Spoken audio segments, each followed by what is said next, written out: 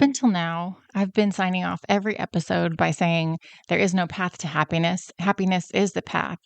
But here's the thing, we never really stopped to define what happiness actually is. What does happiness mean to you? How do we measure it? Is it a feeling, a state of being, a set of circumstances? It's one of those words that we use all the time, but if you ask 10 people for their definition, you probably get 10 different answers. For me, when I was in the depths of my depression, I used to say, I just want to be happy. And what I really meant was I wanted to feel less sadness, less hopelessness, less despair. I wanted some spark of joy or to believe that there was something worth looking forward to, that my future could be meaningful and bright. And maybe you can relate to that. Maybe you've said those same words to yourself. I just want to be happy. But what exactly are we asking for when we say that? That's what we're going to dive into today. We're going to explore what happiness really means, why it's not as simple as chasing good vibes only, and how to cultivate a sense of happiness that's deeper, steadier, and more authentic than just a fleeting emotion. Welcome to Jyotindi, Journey to the Inner Divine, a sacred space for healing energy, emotional release, and soulful transformation. If you're ready to live with joy, ease, and purpose, you're in the right place. There is no path to happiness. Happiness is the path. When I say happiness is the path, what I mean is that happiness isn't a finish line that you cross one day when everything finally works out. It's not waiting for you at the end of success, at the end of healing, or at your next big achievement. Happiness is an energy that you can choose to align with along the way. Think of it like this. Every thought, every emotion, every action carries energy. When you bring in even small moments of joy, gratitude, or peace into your daily life, you're not just feeling happier in that moment, you're shifting your entire energetic frequency. And that shift attracts more experiences that match it.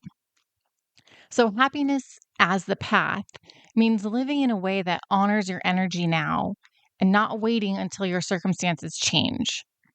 It's choosing alignment, peace, or joy in the small, everyday ways, because those choices are what build the path forward. There was a time in my life when happiness felt completely out of reach. I grew up in an environment where my mom's partner was openly jealous of me. She actively tried to take things away from me and keep them for herself. And that constant hostility crushed my sense of worth. I spiraled into depression, self harm, and even suicidal thoughts. I felt like a burden to my family and everyone around me. And no matter what I did, I never felt good enough. And that belief followed me into adulthood. I found myself in toxic relationships, repeating cycles of abuse and trauma, living in a constant state of stress and activation. And eventually it caught up with me. I've developed many health struggles, including an autoimmune disease and a very rare tumor. And back then, my definition of happiness was simple. I just wanted to feel less pain. I wanted joy, but I didn't even believe that that was really possible for me. And I don't think my turning point was one specific moment, but it was a steady, intentional journey. I made a decision that I didn't want to keep living my life like that. That if my life was going to be full of depression and despair, that it wasn't worth living. But instead of ending it all, I decided I was going to dedicate myself to becoming better, to become making my life better. So I began studying self-development, emotional healing, and the deeper meaning of happiness. I've been to therapy, I've leaned into my spirituality, and I've worked on shifting both my mindset and my energy. And I've used teachings from A Course in Miracles, from The Secret, from the Kabbalion, from the Bible. So many different resources have helped me reframe my reality. And little by little, I used my longing for happiness as a compass, and I let it guide me towards the choices that aligned with the purpose, the joy, the meaning, and the love that I wanted to experience.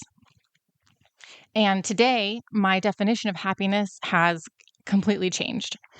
After so much turmoil, I've really come to see that peace is happiness for me.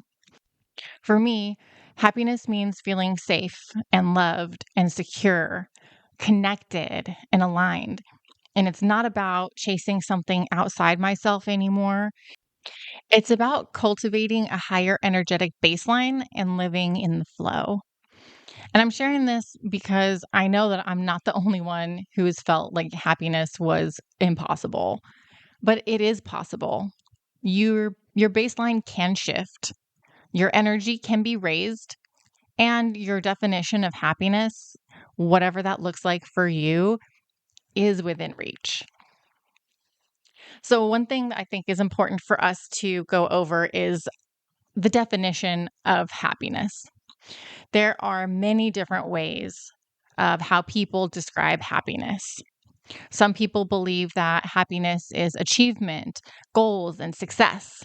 I believed that for a very long time. And unfortunately, that's often not a true satisfaction. Seeking external validation doesn't lead to true happiness.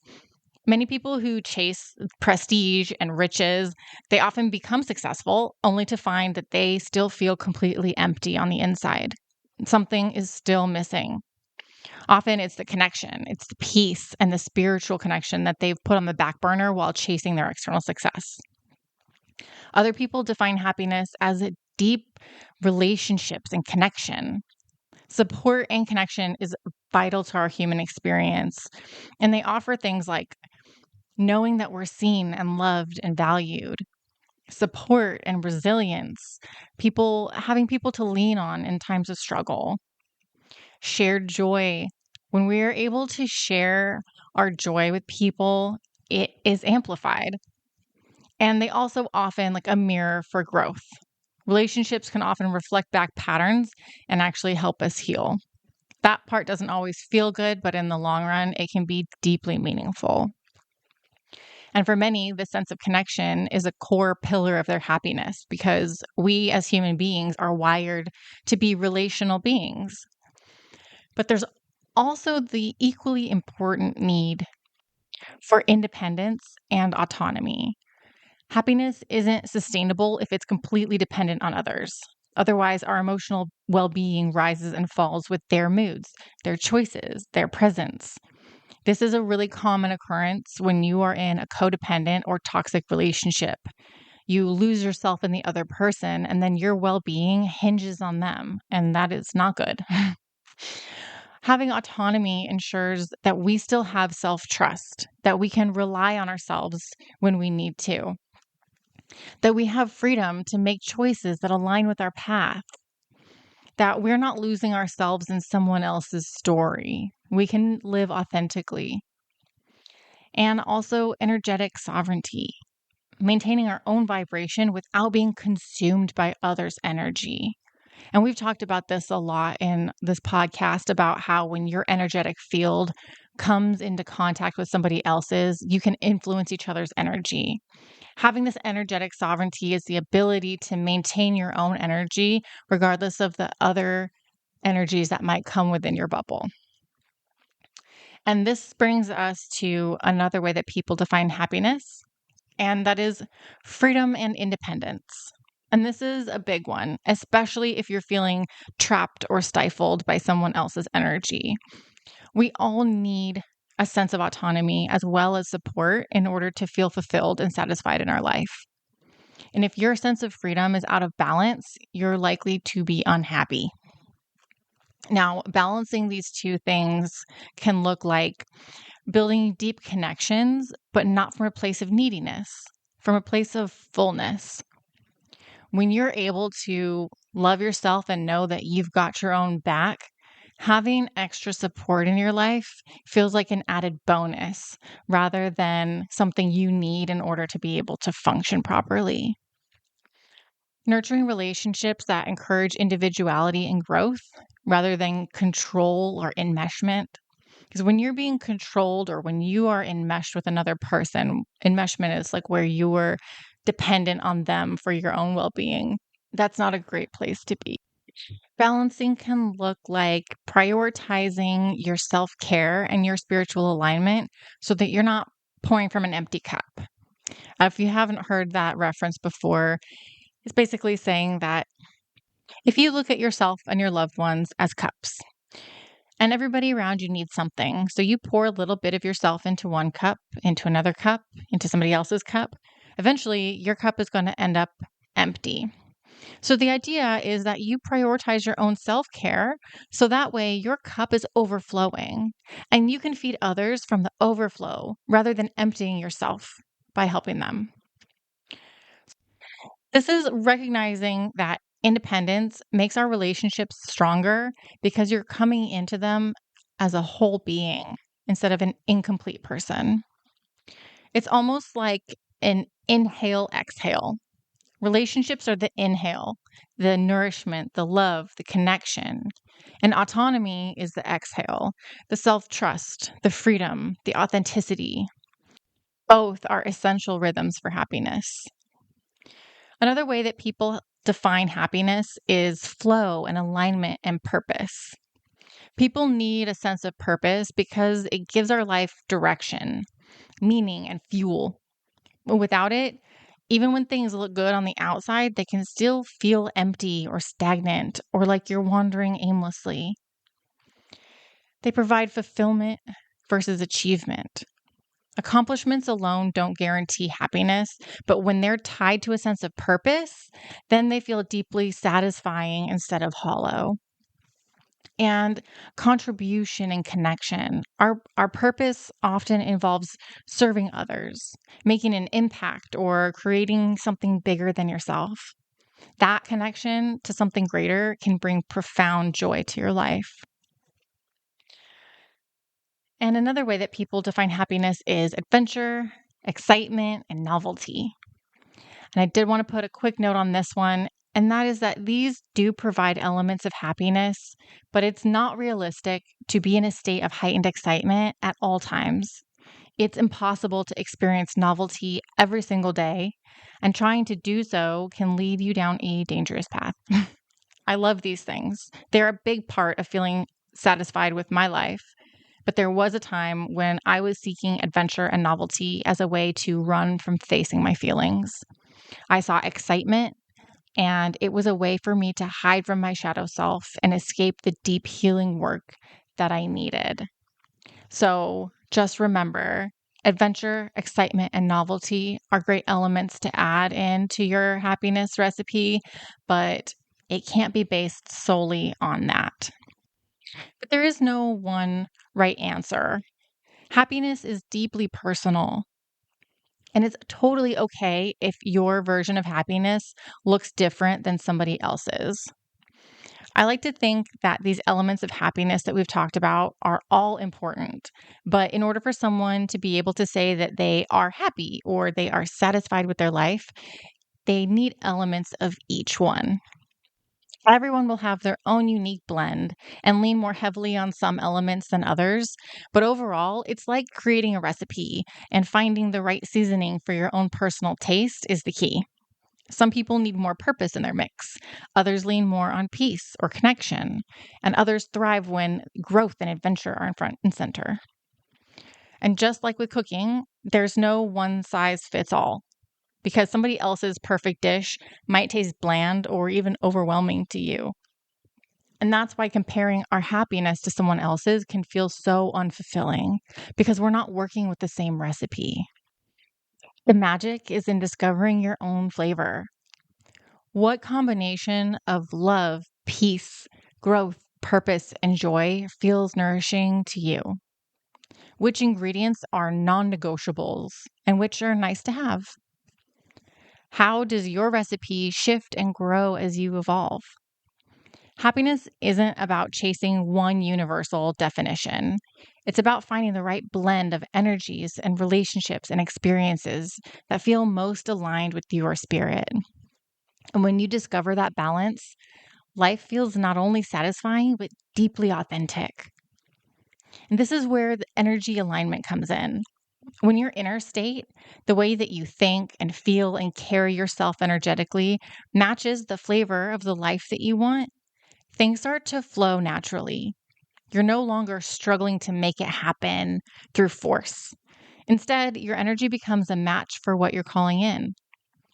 For example, if peace is a big part of your happiness recipe, but inside you're vibrating with constant stress and worry and self criticism, the outer world is going to reflect that back to you. It's like adding salt when you actually need sweetness. It just won't taste quite right. But when you align your energy with peace through practices like meditation, breath work, grounding, or shifting your mindset, you're seasoning your recipe with the right vibration. And suddenly your inner world and your outer world begin to resonate. And that's when life feels light and easy and in flow. So, happiness isn't just about finding the right recipe. It's about becoming energetically aligned to that recipe so that you can fully taste and enjoy it. And don't get this confused with toxic positivity because you can't be happy all the time. Feeling all of your emotions like grief, sadness, sacred rage, it's all a part of creating the real happiness. Like we talked about in our last episode, learning to move through your emotions and finding the sacred message that they're sending you is how you can achieve that harmony. So now that we have clearly defined happiness, how can you use this information to help you on your own journey? When you're trying to manifest something that you believe will make you happy, whether it's a new partner, a new job, a new car, you can rest in the comfort of knowing that since everyone's blend of desires to create happiness is unique, you have full permission to ask for exactly what you want because there is more than enough to go around. There will never be a scarcity of joy or peace or love or abundance. Your vision of happiness doesn't take away from someone else's. The universe is expansive enough for us all to be able to live in alignment. So, just a quick recap. Happiness is not one size fits all, and it will change over time. And that's okay. That's a really good thing. Learning to define what happiness is to you will be extremely helpful on your journey. You'll be able to measure your progress, and you'll help be able to remind yourself of how far you've come because celebration is a huge part of happiness. So, my takeaway for you for today is to ask yourself, what are the key ingredients in my happiness recipe? And then, more importantly, how can I begin to energetically align to them right now? Even small shifts like grounding your energy, choosing more peaceful thoughts, or creating a small moment of connection can start bringing you into that resonance. And today I have an extremely special freebie for you. I created a 22-page ebook full of journaling prompts to help you gain clarity around exactly what you want for your life, how you want it to look, and how you want to be. I wrote this as an introduction to working for me. For those of you who can't afford coaching or for people who wanted to dip their toe in the water before diving in. But right now, I'm feeling called to offer it to you for free for a limited time. It's called the Clarity Map, and I'll be honest, it's a doozy. It will probably take you some time to get through it. And if you need help, I'm here for you to help support you through it, to help you work through anything that comes up. But it will open you up to things that you probably didn't even know about yourself. And I can really feel that there's a listener who truly needs this. And I am proud to offer this to you for free for now. Just go to mariaaurora.com/clarity to get your copy free for a limited time. This information that we talked about today is so profound. It will change your life if you let it. If you know somebody who you think could benefit from hearing the same information, do me a favor and do them a favor and forward them this episode. It just takes a second and you could really change somebody's life. And remember, there's no path to happiness. Happiness is the path. It's something that you cultivate in your energy each day One choice, one shift, one breath at a time. See you next week.